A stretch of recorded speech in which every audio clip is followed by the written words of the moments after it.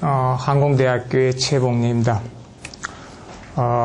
오늘 이 자리에 와서 제가 말씀드리고 싶은 거는, 이제 개회사 쪽에 보면은, 한국의 자랑스러운 문화유산인 민화의 아름다움을 학술적으로 규명하는, 이렇게 되어 있습니다.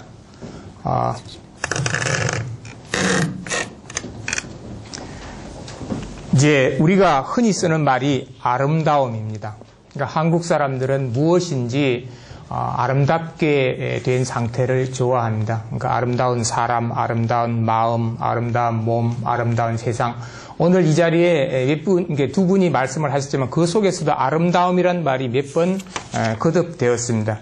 그러면 이제 우리가 아름다움이라는 게 뭐겠습니까? 제가 이제 한국인에게 아름다움이란 무엇인가 글을 드렸는데 여기는 지금 실려 있질 않습니다. 파일을 보냈었는데, 자, 일단 제가 이제, 글 지금 없는 상태에서 한번 해보겠습니다. 자,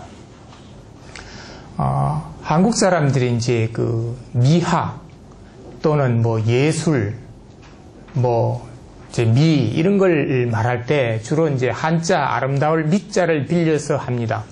그런데 이제 막상 아름다움이 무엇입니까? 라고 얘기를 하면은, 대답을 못해요. 아름다운 게 아름답다는 거예요. 참, 답답한 노릇이죠. 근데 이게 답답한 정도를 지나서 굉장히 심각한 것입니다. 그러니까 사람들이 아름다움을 추구하는데 한국말에서 아름다움이 뭔지를 모르는 거죠. 한자 낱말에서 아름다움은 뭡니까? 밑자는 양양자에다가 큰 대자가 예를 들면은 합쳐져 있는 낱말입니다. 고대 중국에서 아주 오랜 옛날에 중국에서는 이 아름답다라는 개념을 글자로 그려야 됐어요. 그림으로 그려야 되는데 그들이 어쩔 수 없이 양이 큰 것, 큰 양이 가지고 있는 그런 것들을 아름답다라고 표현을 한 겁니다. 중국에서는 본래 아름답다라는 것이 큰 양, 그들에게서는 그것이 굉장히 아름다움을 대표할 수 있는 어떤 존재로 본 것입니다. 그러나 사람들이 이제 아름다움에 대한 개념이 차츰차츰 발달해 오면서 양이 큰 것이 아름답다는 것을 대표하지는 않겠죠. 오늘날 우리가 큰 양을 본다고 그걸 그렇게 아름답다고 여기질 않잖아요. 그러니까 중국의 한자가 가지고 있는 그런 한계성들이 있습니다. 중국 사람들은 큰 양이라는 그 아름다움의 그 글자에 갇혀서 아름다움이 가지고 있는 본질을 들여다보기가 대단히 어렵습니다. 그런데 우리는 지금까지 그런 것들을 되짚어 보지를 않았던 겁니다. 자, 그러면 한국 사람들에게 아름다움이란 무엇이겠습니까? 그 두 낱말로 이루어졌죠. 아름과 다움으로 이루어졌습니다. 아름이라는 것은 조선시대에 보면 이거는 개체 또는 개체성을 뜻했습니다. 예를 들면은 나의 사사로운 집이다 할 때를 아람집 그랬습니다. 아름집. 그 다음에 나의 어떤 밭이다 그러면 아람밭 그랬습니다. 이렇게 조선 중기까지 이렇게 아름이라는 것이 사사로울 사자로 쓰였습니다. 그러다가 사를 아름사라고 하다가 나중에는 사사로울 서로 새기게 됐어요. 우리가 아름사를 사사로울 사로 새기면서 한국 사람들은 어떻게 된 겁니까? 아름이라는 낱말이 가지고 있는 뜻을 잃어버리게 된 것입니다. 자, 그 다음에 다움이라는 것은 무엇이겠습니까? 다움은 다하다 에서 뿌리를 두고 있는 낱말입니다. 어떤 것이 그것의 본질을 다한 상태가 답다입니다. 그래서 한국 사람들은 답다라는 말을 어디에서 많이 씁니까? 사람다움에 많이 씁니다. 한국 사람들이 바라는 사람의 모습은 사람다운 사람입니다. 한국 사람이 바라는 사람의 삶은 사람다운 삶을 사는 겁니다. 이 세상에서 한국 사람처럼 사람이 무엇이며 사람이 어떻게 살아야 하는지를 분명하게 말하는 결에는 없는 것 같습니다. 제가 알기로는. 한국 사람은 사람이면 다 사람이냐, 사람이 사람다워야 사람이지. 사람은 사람다워야 사람인 것입니다. 사람이 추구하는 가장 궁극적인 목표는 바로 사람다움에 있습니다. 그러면 사람다움은 여러분 알겠죠? 사람은 사람을 뜻하는 거죠. 살아있는 이 사람을 뜻하는 거고, 다움은 뭡니까? 사람이 사람으로서 가지고 있는 그 본디의 자질을 다한 상태, 다 이룬 상태가 다움입니다. 바로 사람다움은 사람이 가지고 있는 자질을 다 이룬 상태가 사람다움입니다. 그러면 꽃이 가지고 있는 꽃의 자질을 다 이룬 상태가 무엇이겠습니까? 꽃다움입니다. 대통령이 대통령으로서 해야 될 그 본래의 자질을 다 이룬 상태가 대통령다움입니다. 그러니까 한국 사람들은 무언가를 이렇게 하고 싶을 때 그 욕망의 상태가 세 가지로 나누어집니다. 하나는 바로 제일 밑단계에서의 하고 싶음입니다. 내가 밥을 먹고 싶다, 잠을 자고 싶다, 뭐 이렇게 내가 책을 읽고 싶다. 낱낱이 그 행동 단위에서는 하고 싶음이 있습니다. 그걸 넘어서서 내가 그 행동들을 조직해서 내가 무언가가 임자가 되고 싶다 할 때 그 임자가 되고 싶음을 뭐라고 하냐, 되고 싶음이라고 합니다. 나는 부모가 돼야지, 나는 뭐 아버지가 돼야지, 나는 대통령이 돼야지, 나는 학생이 되어야지 하는 되고 싶음이 있습니다. 그 되고 싶은 단계에서 우리는 뭡니까? 학생에 대한 꿈, 부모에 대한 꿈, 갖가지 됨됨이에 대한 꿈을 꾸게 됩니다. 그리고 한국 사람은 그 됨됨이를 완전하게 이룬 상태, 다한 상태를 뭐라고 합니까? 다움이라고 그러죠. 그러니까 대통령답다. 예를 들면은 어버이답다, 스승답다 할 때 그런 겁니다. 제가 지금 이렇게 말씀드리는 것은 저는 아까 여기서 앞에 나온 대로 학술적으로, 이론적으로 저는 이론을 계속 만들어 온 사람입니다. 아름다움에 관해서도 제가 만들어 놓은 이론을 지금 말하고 있는 것입니다. 그러니까 한국 사람들이 가지고 있는 크게 세 가지의 욕망들, 하고 싶음의 단계에서 되고 싶음의 단계로 넘어가고, 그리고 그 되고 싶은 것을 완벽하게 이룬 상태를 답고 싶음이라고 합니다. 사람답게 사는 거죠. 그러니까 사람이 된다는 것은 됨됨이가 다 다를 수 있지만 사람답다는 것은 뭡니까? 모든 사람에게 공통의 어떤 그런 그 잣대, 그런 것이 존재한다고 볼 수 있습니다. 자, 그러면 이제 아름다움으로 돌아가겠습니다. 아름이 뭐겠습니까? 아름은 낱낱의 개체 또는 개체성을 말합니다. 제 글 속에 보면 아름이 뭔지를 여러 가지로 풀어 놓았습니다. 그 다음에 다움은 답다 그랬죠. 그 아름이 개체가 개체로서 가지고 있는 그 본래의 예를 들면 성질을 다 이룬 상태. 그러니까 나라는 사람은 뭡니까? 내가 아름다우면 나는 사람이죠. 사람으로서 가지고 있는 본질을 다 이룬 상태가 바로 내가 아름다워지는 것입니다. 그 다음에 그럼 아름다우려면 어떻게 아름다울까요? 사람들이 지금 예를 들면 민화든 뭐든 이런 작업을 할 때는 다 아름다움을 꿈꾸면서 한다는 거죠. 한국 사람들에게 아름답다는 것은 어떻게 하면 아름다운 겁니까? 그럼 한국 사람들은 뭐 해보면 아름답습니까? 뭐 자연을 모방하면 아름답습니까? 한국 사람들에게 아름다움은 바로 어울림에 있습니다. 어울림은 아름다운 겁니다. 어울림은 아름답다. 그러면 우리가 지금 이 그림들 속에 보면 모란 꽃을 많이 그려놨어요. 그 모란 꽃을 많이 왜 그렸습니까? 그게 이제 부귀를 상징하고 군자를 상징하니까 그리기도 했지만은 그 꽃 자체가 우리는 굉장히 아름답다고 느끼는데 그것은 뭡니까? 잘 어울려 있다는 겁니다. 꽃잎이라든지 뭐 이런 것들이 잘 어울려 있다. 한국 사람들은 그냥 잘 어울리면 아름답다. 한국인들의 이 그림 속에는 특히 서민들이 쓰는 생활 기물들 속에 드러나 있는 그림이라든지 조각들 속에는 그 어울림이라는 것이 굉장히 잘 표현되어 있습니다. 아주 도자기 같은 데서 간략하게 뭔가를 묘사할 때는 꽃이라든지 이런 걸 그리질 않습니다. 선 한두 서너 개, 점 한두 개 찍어가지고 무언가를 아름답게 표현을 합니다. 그럼 이거는 뭔가? 모방이 아닌 거죠. 점 두 개를 찍어놨는데, 선 두 개를 그려놨는데 이게 굉장히 아름답다는 거예요.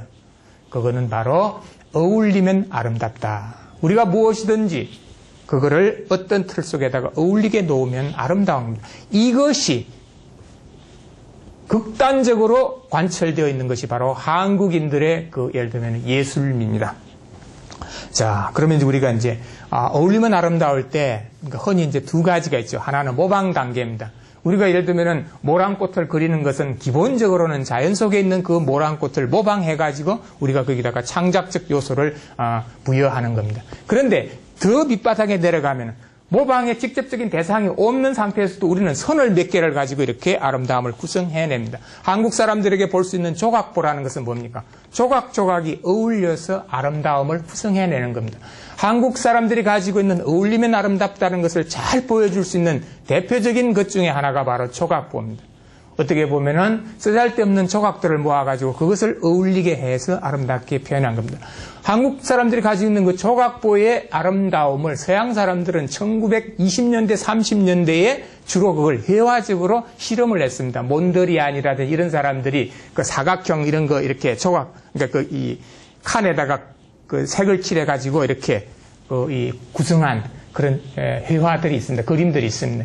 그게 1920년대, 30년대 서구에서는 이렇게 나오고, 그게 우리 교과서들에도 흔히 나옵니다. 조각보처럼 이렇게 이 네모 이런 것들을 갖다 어울리게 해가지고 아름답게 한 게 있습니다. 그러니까는 한국 사람들은 자연 속에서 볼 수 있는 그 아름다운 것들의 본질이 뭐냐? 그 어울림에 있다. 어울림은 아름답다. 이렇게 본 겁니다. 그러면은 어떻게 어울리는 게 아름답겠습니까? 그건 좀 이따 하고, 그 다음에 이제, 제가 이제 본래 여기서 이제 그 의뢰를 받은 그 주제가 뭡니까? 한국인에게 멋스러움은 무엇인가 였습니다. 그 제가 지금 뭐냐면은 멋과 아름다움에 대해서 책을 쓰고 있습니다. 자, 아름다움과 멋. 같습니까? 다릅니까? 자, 한국 사람들은 아까 어울려 있는 모든 것, 잘 어울려 있으면 그걸 아름답다고 그랬어요. 금강산이 아름다운 거죠. 그 다음에 예를 들면은 뭐 경회루가 아름다운 거죠. 온갖 것들이 다 아름답습니다. 예를 들면 부산 태종대에 가면 등대도 굉장히 아름답습니다. 그런데 한국 사람들은 아름다운 것 가운데서 사람의 손길을 거쳐서 또는 사람의 뜻을 통해서 이루어진 아름다움을 멋이라고 말합니다. 금강산은 아름답죠. 그러나 금강산 보고 멋있다라고 말하지 않습니다. 그러나 부산 태종대에 있는 그 등대는 멋있다라고 말할 수 있어요. 그러니까 태종대는 아름답다라고도 말할 수 있고 멋있다라고도 말할 수 있습니다. 그리고 멋있는 것도 결국 세월 속에서, 오랜 세월 속에서 결국 뭡니까? 자연으로 돌아가고 그건 하나의 본질적인 아름다움으로 돌아가는 겁니다. 제가 이제 중국말이나 뭐 영어 뭐 이런 것들을 살펴봐도 그들이 예를 들면은 문화적으로 창조된 그 아름다움과 자연 속에서 볼 수 있는 아름다움을 구별하는 걸 보지 못했어요. 한국 사람들은 굉장히 정밀하게 어떤 것들을 개념을 정밀하게 구별해 나갑니다. 그러니까 우리가 예술적으로 추구하는 아름다움은 뭡니까? 바로 멋을 추구하는 겁니다. 멋스러움을 추구하는 겁니다. 그러니까 한국 사람들은 예술적으로 뭔가를 멋있는 것을 만들어 보고자 하는 거죠. 그 멋있는 것을 만들어 보고자 할 때 바로 아까 뭡니까? 모방을 통해서 하기도 하지만은 스스로 뭔가 자연 속에서는 볼 수 없는 것들을 새롭게 어울리게 해서 멋있게 만들어 나가기도 합니다. 한국 사람들의 멋스러움은 굉장히 섬세합니다. 또 이제 꼭 섬세하다 그러면 오로지 섬세한 것만이지 그렇지도 않습니다. 굉장히 또 거친 것도 있습니다. 폭이 굉장히 넓다. 이렇게 보시면 됩니다. 그 다음에 한국 사람은 어울리면 아름답다고 그랬잖아요. 그 울리다가 뭡니까? 울리는 게 뭡니까? 소리입니다. 울림의 본질이 소리입니다. 그렇잖아요. 우리가 이거 뭘 하면 울리잖아요. 울리죠. 한국 사람들의 예술미의 바탕은 바로 소리의 울림에 있습니다. 왜 어울리면 아름답다. 소리의 어울림에 있다. 그러니까 이제 그러면 우리가 쉽게 얘기해서 서양 사람들의 예술미의 바탕에는 뭐가 있을까요? 소리일까요? 뭘까요? 주로 형태입니다. 그들도 다 소리의 미도 있지만 형태미를 굉장히 강조합니다. 그러니까 형태의 바탕을 둔 아름다움과 소리의 바탕을 둔 아름다움 또는 멋이 다릅니다. 자, 우리가 이제 비너스 얘기를 좀 하죠. 그리스 조각들 보면 정말 사람의 몸을 정말 모방을 하는데 모방도 더 완벽하게 해내죠. 왜? 사람이 가지고 있는 신체의 여러 가지 요소들을 가장 완벽한 상태로 이렇게 재구성을 하는 거예요. 그래서 비너스라든지 원반 던지는 사나이라든지 등등 우리 문화 속에서는 전혀 볼 수 없는 그러한 아름다움이 이제 표출이 된다. 멋으로 표출이 된다는 겁니다. 그런데 그 그리스 예를 들면은 그 예술미의 핵심은 뭡니까? 형태미라는 겁니다. 형태는 뭡니까? 겉으로 드러난 아름다움이에요. 내 속에 있는 것이 겉의 아름다움이에요. 그리고 이 겉이라는 것은 나로 한정이 돼 있다.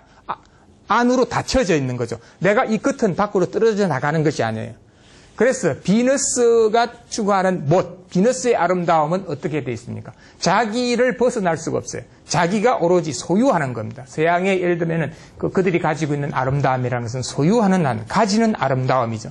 그런 아름다움은 어떤 특징을 있습니까? 내가 가진 것으로서 내 밖에 있는 것을 누르고 이기는 것입니다.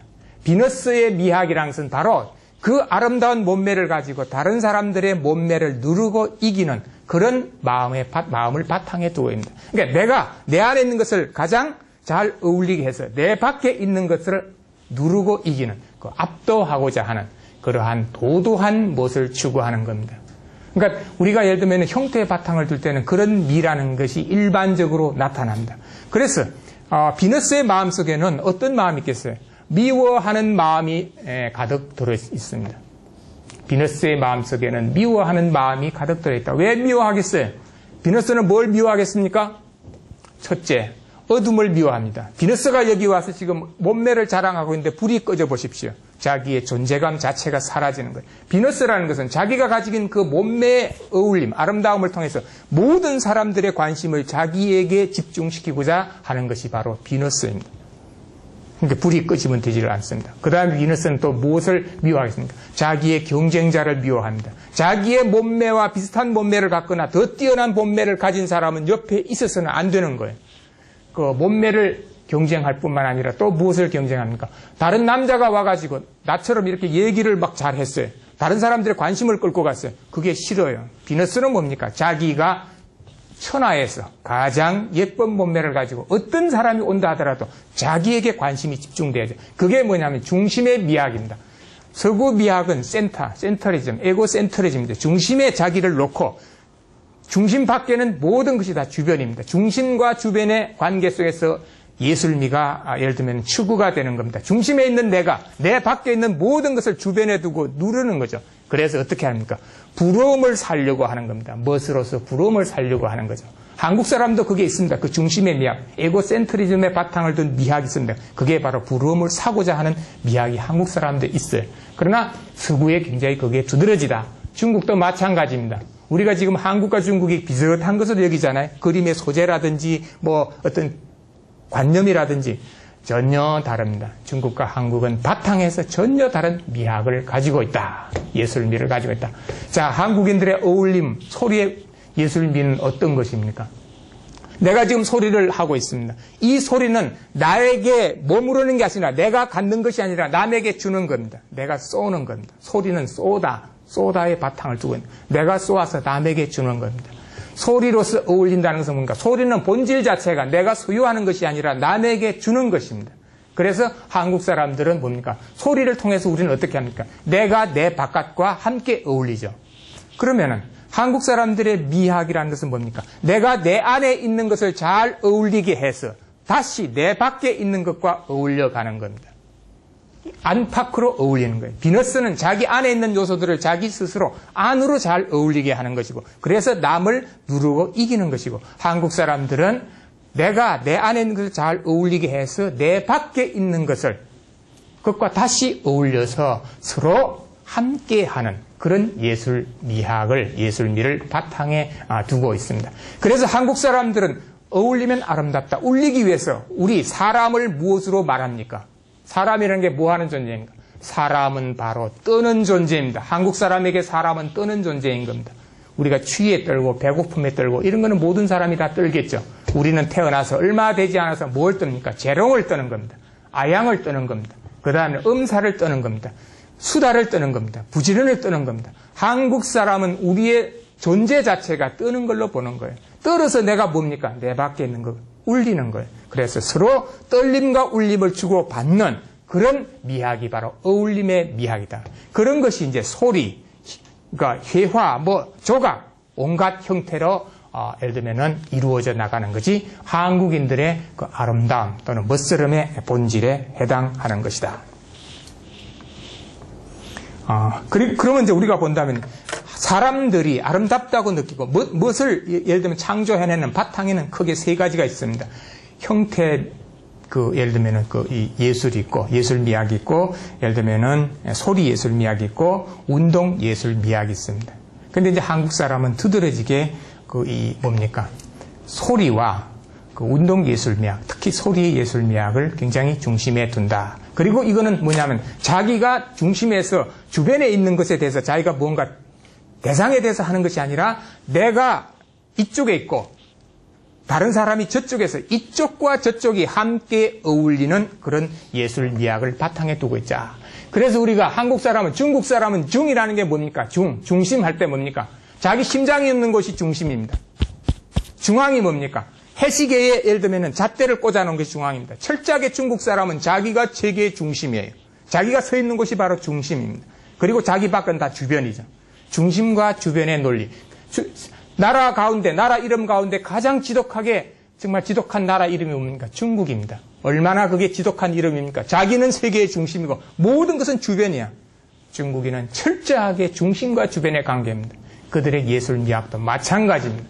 그것은 정말 문제가 많은 거죠. 그러니까 중국 주변에 있다면 다 당한 거예요. 어떻게 한국 사람은 너무나 중국과 말이 다르고 생각이 달랐기 때문에 옆에 붙어가지고 지금까지 이렇게 견뎌온 것입니다. 중국에는 50몇 개의 민족이 있다. 그게 무슨 소리입니까? 다 집어삼켰다는 겁니다. 자, 그러면 한국 사람들에게 우리는 중을 뭐라고 새깁니까? 가운데라고 새기죠. 가운데가 뭡니까? 임자가 이쪽과 저쪽에 가에 있는 거예요. 가에서 온데, 가로 간데, 또는 가온데, 옛날에는 가운데 그랬어요. 이렇게 접은 곳. 어떤 것이 있으면 이렇게 접으면은 그 가에서, 자, 이게 있습니다. 이걸 제가 이렇게 가운데를 찾으려면 이렇게 접어야 돼. 접어서 이렇게 쭉 하면 이게 가운데가 나오죠. 이 접힌 부분이.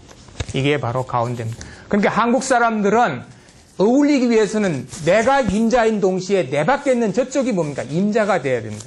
그러니까 어울림이라는 것은 이쪽과 저쪽의 어울림. 그게 바로 가운데입니다. 그러니까 중과 가운데는 세계를 바라보는 눈이 정반대입니다. 오늘날 EBS에서 중용을 강의하는 분이 있죠. 막 이렇게 하는데 제가 보면 좀 황당해요. 왜? 한국 사람이 어떻게 중을 말하면서 가운데가 뭔지를 생각해보지 않고 어떻게 중을 말하고 중용을 말하는가? 조선시대 선비들이 중용을 말할 때 그 중용은 중국 사람이 말한 중과 다릅니다, 여러분들. 퇴계가 말한 중은 중국 사람이 말한 중하고 달라요. 퇴계는 그것을 가운데라고 새겼단 말이죠. 자, 그 얘기를 계속 할 수 없으니까 이 정도로 줄이고. 그러니까 한국 사람들은 어울리기 위해서는 내가 임자인 동시에 상대방도 임자여야 되는 거죠. 그래서 뭡니까? 우리는 내가 선생님, 아우님, 어머님, 아버님 다 내가 내 밖에 있는 사람 님으로 불러요. 중국 사람은 자기 밖에 있는 사람 님으로 부르지 않습니다. 영국 사람도 님으로 부르지 않아요. 님으로 끌어올리지를 않아요. 항상 대상이죠. 주체와 대상의 관계입니다. 한국 사람들은 내가 내 밖에 있는 대상을 주체, 임자로 끌어올립니다. 우리 아버님이 우리 어머님 보고 뭐라고 했어요? 임자 그랬어요. 그 참 난 희한했어요. 우리 아버지가 굉장히 권위주의적이고 가부장적인데도 어머니한테는 임자 그랬단 말이죠. 저 어떻게 저렇게 하는가, 저렇게 하는가. 그건 뭐냐면은 이 남편과 여편이 어울려서 이쪽과 저쪽에 어울려서 그 짝을 이루고 있기 때문에 그렇다. 그래서 한국 사람들은 사람이 어릴 때 태어났을 때는 뭡니까? 이건 자기 스스로가 쪽이 아니에요. 온 것이에요. 지가 전부예요. 그걸 뭡니까? 어린이들이 가지고 있는 에고센트리즘이라고 그러죠. 자기중심성이라고 그러죠. 태어난 아기는 제 밖에 몰라요. 제 밖에 있는 걸 모르죠. 저만 아는 상태예요. 그게 바로 에고센트리즘입니다. 그러다가 아기가 자라면서 어떻게 됩니까? 그 에고센트리즘, 제 밖에 아는 상태를 벗어나서 제 밖의 것을 알아주기 시작하죠. 그래서 제 밖의 것을 임자로 세우는 겁니다. 이쪽과 저쪽이 만나게 되는 거죠. 이쪽과 저쪽이 만나서 함께 우리로서 어울릴 때 그것이 바로 우리가 어른스러움입니다. 중국말에는 우리란 말이 없습니다, 여러분들. 우리가 지금 깨어나야 될 가장 1차적인 관문이 뭐냐면 한국과 중국이 얼마나 다른가를 아는 겁니다. 중국 사람들이 우리란 말이 있습니까? 중국말에는 없어요. 워먼이란 말이 있습니다. 그게 무슨 뜻입니까? 나들. 중국 사람은 나들이라고 말해요. 독립선언서의 첫 구절을 보니까 5등은 자에 그러죠. 5등이 뭡니까? 나들이잖아요. 한국 사람이 우리를 체남선이니까 5등으로 번역해 놓은 겁니다. 5등이 우리입니까? 우리가 아닙니다. 중국 사람은 철저하게 그리고 나와 같은 사람의 무리 밖에 없습니다. 우리라는 것은 나와 남이 함께 임자로서 어울려 있는 것이 바로 우리입니다. 한국 사람들의 예를 들면 아까 말하듯이 그 미는 우리의 미학이다. 우리 속의 미학이다. 그러면 한국 사람들이 우리 속에서 추구하는 그 못은 어떤 못이겠습니까? 그것이 바로 수수함입니다. 수수한 못. 자기를 세계의 중심에 놓고 주변과의 관계 속에서 추구하는 무엇이 뭡니까? 도도한 무엇입니다. 중국의 예술미는 도도한 무엇의 바탕을 두고 있습니다. 서구의 예술미도 기본적으로 도도한 무엇의 바탕을 두고 있습니다. 한국 사람들의 미는 수수한 무엇의 바탕을 두고 있습니다. 내가 지금 여러분들한테 우리로서 함께 하기 위해서 옷을 입고 올 때는 어떻게 입고 있습니까? 수수하게 입고 옵니다. 내가 여러분들을 압도하고자 한다면은 도도한 옷을 입고 올 겁니다. 바로 한국 사람들은 내가 밖으로 어울려야 된다. 그래서 항상 수수한 멋. 그것이 한국 사람들의 최상층부터 제일 밑바닥까지 전체적으로 깔려있는 것이 바로 수수함의 멋입니다. 민화는 그 수수함의 멋과 굉장히 깊이 연관이 되어 있습니다.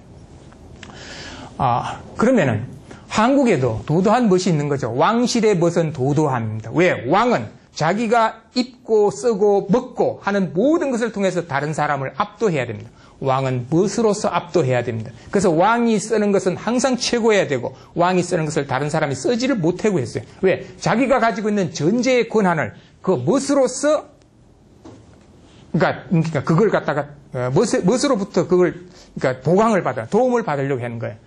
그러나 실질적으로 조선시대 왕실에서 썼던 그 분원에서 만든 그 관여에서 만든 도자기들을 보면 그 속에서도 어쩔 수 없이 수수함이라는 것이 강하게 배어 있다. 그래서 왕실, 그러니까 한국의 왕실 도자기와 중국의 왕실 도자기를 비교해 놓으면요, 갖다 놓으면 우리가 거의 다 구분해 낼 수가 있습니다. 왜 그런 구분이 가능합니까?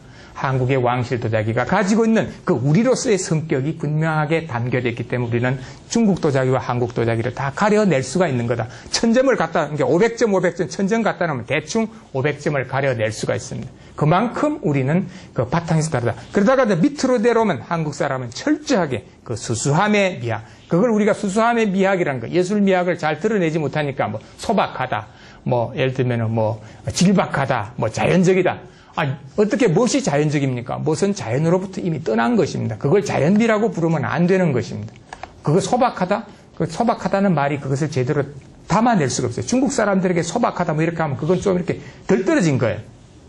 한국 사람들의 그 수수한 것은 덜 떨어진 것이 아니라 내가 내 밖에 있는 것까지를 임자로서 함께 어울리는, 나와 남이 함께 임자로서 어울리는 그런 우리의 미학을 바탕에 깔고 있는 것입니다. 시간이 이제 되면은 좀 이렇게 신호를 좀 해 주십시오. 제가 지금 뭐 저쪽에 시간이 없기 때문에. 그러니까 이제 우리가 이제 정리를 조금 해 보죠. 아름다움, 아름과 다움이 합쳐진 거랬죠. 아름은 개체 또는 개체성이고 다움은 뭔가를 다 하다. 그래서 아름다움뿐만 아니라 사람다움이라든지 꽃다움이라든지 대통령다움이라든지 갖가지 우리는 다움에 대한 꿈을 안고 살아간다. 그것이 한국 사람이 가지고 있는 가장 큰 꿈이다. 그 다음에 이제 그렇게 닿기 위해서는 이제 어울린다 그랬어요. 어울리면 아름답다 그랬습니다. 사람도 이제 어울리는 마음을 가지고 있는 사람이 마음이 아름다운 사람이고, 뭔가 어울릴 수 있는 이런 걸 가지고 있는 사람이, 그러니까 또 그 몸이 아름다운 사람이죠. 그러면 어울리기 위해서 우리가 됐어요. 그러면 그 우리가 됐을 때 어울리는 잣대가 있어야 되잖아요. 어울리는 것은 어떻게 해야 어울리는 것일까? 한국 사람이 어울리는 것은 이쪽과 저쪽으로 어울린다고 그랬어요. 그래서 이쪽과 저쪽을 모두 다 임자로 삼아요. 그게 바로 양쪽에다가 가에다가 임자를 두고 함께 어울려서 우리를 만드는 것이고, 그래서 한국 사람들은 어린애는 태어날 때 자기가 온 것으로 태어나지만 어른이 된다는 것은 내가 스스로 나를 쪽으로 여기는 거예요. 쪽이 되는 거예요. 내가 쪽이 돼서 여러분과 만날 때 우리가 되는 거예요. 내가 쪽이 되지 않으면 나는 나고 여러분들은 여러분인 겁니다. 한국 사람은 자기 스스로 쪽을 만들어서 어울리게 하는 것을 어른이라 그래요. 얼우다. 어른이라는 말은 얼우다에서 온 말이에요. 처음에는 얼운 사람, 그 다음에 얼운하다가 지금 어른으로 바뀐 겁니다. 그러면은 한국 사람은 크게 어울리는 사람을 뭐라고 합니까? 그걸 큰 어른이라고 그래요. 세상에서 가장 위대한 사람은 가장 큰 어른이 되는 겁니다. 그러면 어른이 된 사람은 어떻게 되냐? 그 사람 자체가 하나의 쪽이 되는 거예요. 그걸 쪽을 우리가 뭐라고 합니까? 한자로 뭐라고 그러죠? 분이라 그래요. 우리말도 이제 이것뿐 할 때 분이 있습니다. 우리는 바로 가장 사람을 높여 부를 때 뭐라고 합니까? 쪽으로 불러요. 그걸 분으로 부른다. 우리는 저 밑바닥에서 이 자식 저 자식 하다가 이 새끼 저 새끼 이놈 저놈 이분 이 양반 저 양반 하다가 제일 위에 가면 이분 저분입니다. 내가 여러분 그랬잖아요. 가장 높여서 부르는 겁니다. 우리는 분이 돼가 자기가 쪽이 돼가지고 나머지 쪽과 합쳐서 자기를 이루어 나갈 때 이것이 바로 어른이 되는 것이고 내가 큰 사람이 되는 거죠. 한국 사람은 나라는 것을 두 가지로 말합니다. 낱낱이 따로 하는 나를 뭐라고 합니까? 저라고 그래요. 저마다. 각각의 저마다 하는 게 있죠. 모두가 함께 하는 걸 우리가 뭐라고 합니까? 우리라고 그럽니다. 우리. 그러니까 저는 작은 나이고 우리는 큰 나입니다. 한국 사람은 갓 태어났을 때는 저밖에 모르는 작은 나 상태에 있어요. 그러다가 자기가 제 밖에 있는 것과 어울려서 하나의 우리를 만들어갈 때 큰 나가 되는 것입니다. 그래서 한국 사람들은 자기가 큰 사람이 되기 위해서는 반드시 자기를 쪽으로 해서 어울려야 되는 거죠. 그래서 한국 사람은 뭘 하면 안 됩니까? 쪽팔리면 안 되는 거예요. 쪽에 자기의 존재감이 들어있는 게 자기 존재라는 게 존재감 쪽에 있다. 쪽이 팔리면 쪽팔려서 바위에서 뛰어내린 사람이 있습니다. 누굽니까? 노무현 대통령이 쪽팔려서 바위에 뛰어내렸어요. 여러분들이 한 10몇 년 전에 어떤 영화가 있어요. 친구란 영화가 있습니다. 마지막에 유호성이가 이렇게 할 때 뭐라고 합니까? 마지막 장면에서 뭐라고 말하고 딱 끝납니까? 쪽팔려서 이렇게. 왜? 자기가 변명을 하면은 살 수도 있었는데, 사형을 당하지 않을 수도 있었는데, 왜 그렇게 하지 않았냐고 친구가 와서 막 이렇게 하니까 쪽팔려서. 그 자기는 그 사형을 받아들이는 거죠. 한국 사람들에게는 바로 내가 쪽이 돼서, 그리고 우리가 예를 들면은 수십억 조분의 1쪽이 되면은 나는 어떻게 됐어요? 그 많은 다른 쪽들과 어울려서 내가 되는 거예요. 그것이 바로 내가 우주적인 나가 되는 겁니다. 우주적으로 나를 키워나가는 것이 바로 그러한 바탕이다. 그럼 우리가 어울리기 위해서는 잣대가 있어야 된다는 거죠. 안으로 어울리는 것을 우리가 뭐라 그럽니까? 이 안에, 내 안에 있는 것을 잘 어울리게 하는 것. 그것이 바로 고루입니다. 고루 하는 것입니다. 또 우리 안에 있는 사람들끼리 지금 잘 어울리려면 어떻게 됩니까? 고루고루. 내가 여러분들에게 고루고루 잘 들리게 말을 해야 되는 겁니다. 그러니까 우리 안에 있는 어울림의 기본적인 잣대가 고루고루입니다. 그런데 우리 밖에 항상 누가 있습니까? 남이 있어요. 남과도 어울려야 되는 거예요. 우리 안으로만 어울리는 게 아니라 저 밖에 있는 사람들과도 어울려야 되는 거죠. 그 바깥에 있는 사람들과 어울리는 기준이 뭡니까? 두루두루입니다. 두루두루. 한국 사람들은 무언가를 어울리게 해서 아름답고 멋있게 만들 때 안에 있는 것을 어울리게 하는 잣대가 바로 고루이고 바깥으로 어울리게 하는 잣대가 두루입니다. 그러니까 고루와 두루를 아우르는 예술 미학이 한국인들의 미학의 바탕을 이루고 있다는 거죠. 비너스는 두루함이 없습니다. 비너스가 무슨 자기 이렇게 이걸 뽐내는데 비너스 앞에 서면요, 실제 비너스와 같은 여자 앞에 서면 대부분의 여자들은 어떻게 됩니까? 여성들은 어떻게 됩니까? 다 기가 죽어요. 기를 죽게 만드는 겁니다. 누르고 이겨서 기를 죽게 만드는. 한국 사람들의 예술 미학은 기를 죽게 만드는 게 아니라 함께 어울리게 만드는. 그래서 나를 쪽으로 만드는 거죠. 그래서 우리는 어떻게 됩니까? 판소리라든지 이런 걸 할 때 어떻게 됩니까? 관중 쪽에서도 하는 사람과 듣는 사람이 함께 어울려야 돼요. 우리 소리꾼들은요, 저쪽에서 추임새가 제대로 나오질 않으면 소리를 못해요.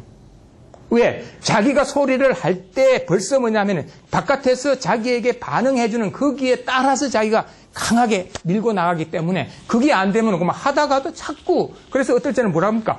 좀 하라고 그러잖아요. 추임새 하라고. 왜? 안팎으로 어울리기 때문에. 그래서 우리가 예를 들면 판소리나 이런 공연을 할 때는 왁작지글 하죠.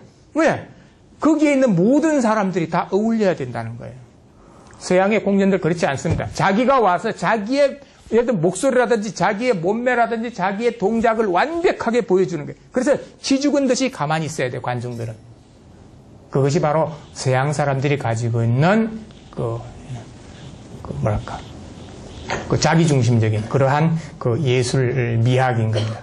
그러니까 이제 우리가 한국 사람들이 그러면 아까 나와 남을 아우르는, 우리로서 아우르는 그러한 하나의 잣대, 고루와 두루, 그것을 우리가 이제 공공성이라고 부를 수 있습니다. 공공성. 공이에요. 그게 공이죠. 그게 이제 다움의 상태예요. 내가 사람다워지면은 내가 사람다움을 이룬 것은 모든 사람들에게 다 적용되는 거예요. 그 공공성을 띠는 거예요. 그러니까 한국 사람이 뭔가 다움이 된 다움으로 나아간다는 것은 내가 공적인 존재로 나아가는 거예요. 왜? 내가 다운 상태는 내가 사람인 한에 있어서는 모든 사람들에게 공통의 일이니까.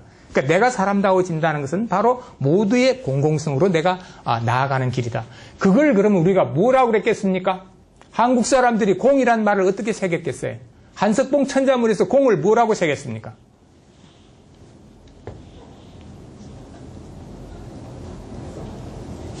공을 뭐라고 새겼습니까? 자, 이게 이제 한국의 인문학의 현주소입니다. 우리가 분명히 한석봉 천자에서 공이 뭔가를 새겼어요. 거위공으로 새겼습니다. 구위공으로 새겼는데 그게 무슨 뜻인지를 모르잖아요. 한국 사람들은 공공성이라는 것 자체가, 그러니까 한국 사람들이 공을 거위공으로 새겼는데도 그것도 모르면서 작년에 EBS는 끊임없이 뭘 했습니까? 마이클 샌달 교수의 정의는 무엇인가를 막 틀어주고 뭐 했어요. 그 책이 뭐 70만 본가 이렇게 팔렸대. 한국 사람들에게 공이라는 것은 거위공입니다. 거위라는 것은 뭐냐면은 여러분들, 우리가 된다는 것은 나와 여러분들의 합체가 우리가 됐지 않습니까? 우리가 되기 위해서는 우리들 스스로가 각자 어떤 위치에 가 있어야 합니까? 그 위에 가 있어야 돼요. 그 위에서 나와 남을 아울러서 고루하고 두루할 수 있는 그 자리가 그 위입니다. 대통령이 된다는 것은 그 위에 올라가는 거죠. 우리가 국민도 마찬가지예요. 국민들 스스로도 우리가 된다 그러면 우리를 고루하고 두루하는 것은 저마다 해야 되잖아요. 내가 우리를 고루하고 두루하기 위해서는 그 위에 올라가야 되는 거죠. 그러니까 공공성이 위치하고 있는 자리가 뭐냐면 그 위에 낱낱의 개체를 넘어서 그 위에 있는 거예요. 그 위에서 우리 안에 있는 것들은 예를 들면 고루고루 어울리게 하고 우리 밖에 있는 것은 두루두루 어울리게 하는 거예요. 그러니까 예술가가 예술적인 작업을 할 때도 예술가는 항상 예를 들면 눈이 올라가 있잖아요. 내가 뭔가 이거를 만들어가지고 아름답게 해야 되니까. 올라가 있는 그 자리가 그 위고, 내려다보면서 안에 있는 것을 고루고루 하고 밖에 있는 것을 두루두루 하는 그 작업이 바로 구체적인 어울림의 작업입니다. 그러니까 한국 사람들은 그러한 공공성을 가지고 있는 거예요. 그 공이라는 것은 중국 사람이 말하는 공하고는 매우 다릅니다. 우리는 그러니까 한국 사람들이 그 위, 공 그랬을 때 그 위와 공이 어떻게 갖고 다른지를 따져보지는 않았어요. 전혀 다릅니다. 아까 말했어요. 가운데, 중 할 때 가운데와 중은 엄청 다르죠. 그런데 따져보지를 않은 거예요. 그러니까 뭘 알겠어요? 천자문에 덕이라는 글자가 나옵니다. 덕. 우리가 사람들은 덕이 있어야 되잖아요. 덕이라는 걸 뭘로 새겼습니까? 글덕으로 새겼습니다. 한국 사람에게 덕이라는 것은 컴입니다. 그 왜 컴입니까? 중국에서는 그렇게 새기질 않습니다. 중국의 덕은 대야 이렇게 새기질 않아요. 우리나라 예를 들면은 뭡니까? 규장 옥편, 아니, 규장 뭐죠? 그러니까 정조 때 만드는 예를 들면 옥편에 전운옥편에 정조 때 만든 전운옥편에 보면은 덕은 대야, 해야라고 써놨어요. 은혜할 때 해야라. 대가 아니죠. 큰 게 아니죠. 한국 사람의 덕이 크다. 그게 뭐겠습니까? 아까 말했죠. 한국 사람의 나는 두 가지 나가 있댔어요. 저마다 따로 하는 저가 있고 나와 남이 함께하는 우리가 있어요. 우리가 되는 나, 우리가 되기 위해서는 뭐가 있어야 되느냐? 바로 덕이 필요하고 그 덕을 통해서 우리는 큰 나를 이루는 거예요. 덕은 바로 나를 크게 이루는, 내가 큰 나가 되는 바탕이 덕인 것입니다. 그래서 이제 시간이 됐다니까 이제 줄여야 되겠습니다. 우리는 이제 출발에 섰습니다.